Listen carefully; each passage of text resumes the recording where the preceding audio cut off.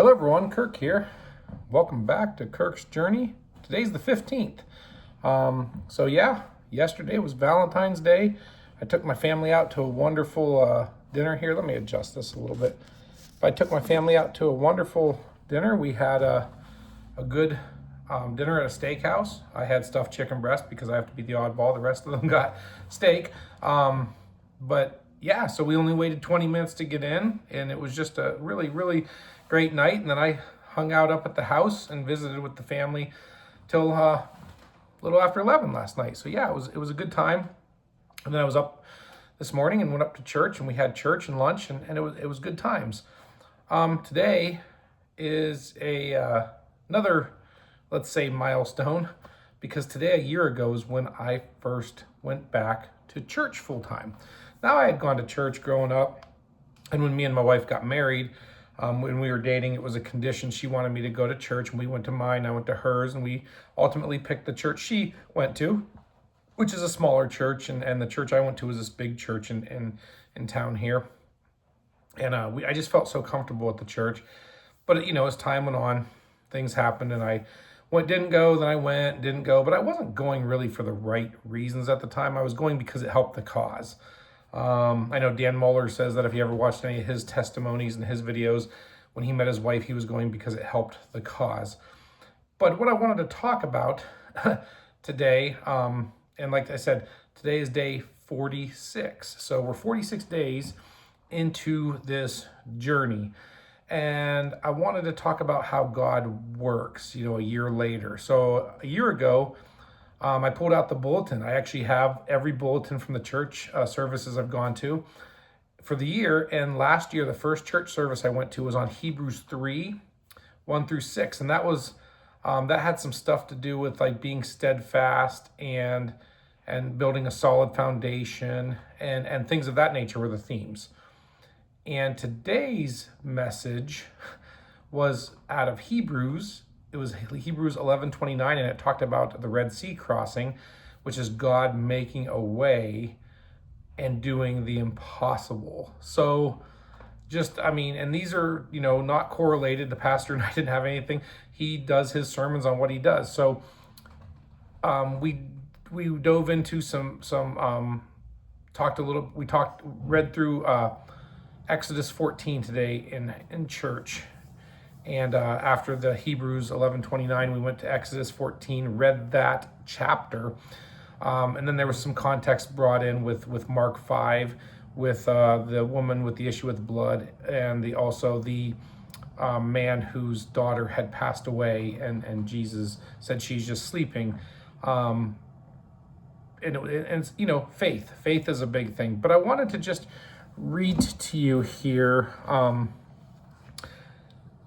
Exodus 13 and 14. I just think that they will give you really good encouragement if you're going through anything like this. And I think my channel is based on my journey, but right now I'm going through I'm in a separation, and obviously, and you can look at day 25, that's my testimony, and watch that 40 minutes. But right now, some encouragement and some instructions that I really felt like the Holy Spirit at church spoke to me and spoke to my situation. And it's like, it seems like I've been doing this in the past week or two because I always am asking the Holy Spirit for guidance and for the Lord to help me know what to do, show me what to do. And I really feel like right now it's a holding pattern. And I don't mean like holding pattern that you're not doing anything, but I'm not trying to force an outcome, and I'm letting the Lord lead. So here we are, Exodus 14, 13 and 14. And Moses said to the people, "Do not be afraid. Stand still and see the salvation of the Lord, which he will accomplish for you today. For the Egyptians whom you see today, you shall see again no more forever. The Lord will fight for you, and you shall hold your peace." So you have to, if you don't know what was going on, the plagues happened. The Pharaoh and the Egyptians said, "Get out," to the Israelites. They've been trying to go. There was 10 plagues. Finally, they said, "Get out before we all die." So the Israelites en masse, they up and they took off. they got to a place where they were at the Red Sea, camped there on the beach, and the Egyptians, the Pharaoh God hardened his heart, and he was like, hey, I don't want these people to be gone. So he goes, sends his whole army, chariots, horses, all of his men to go get them, and they trapped them right there on the beach. There was the beach and the water and the army. The Israelites had no way to win. And of course they were like, we should have just stayed in Egypt. We're all going to die. And that's when Moses spoke to them and said, don't be afraid. And that was the thing. Do not be afraid. That was one of the key things in church days. Do not be afraid. Stand still and see the salvation of the Lord, which he will accomplish for you today. For the Egyptians whom you see today, you shall see again no more forever.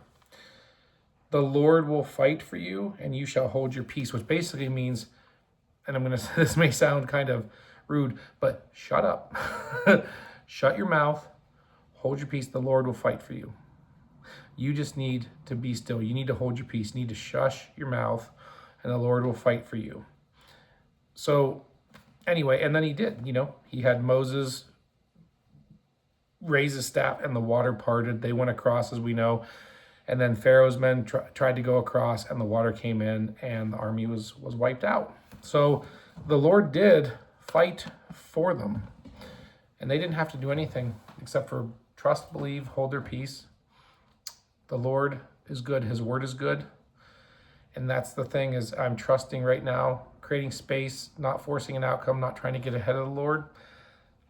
I'm showing up with love.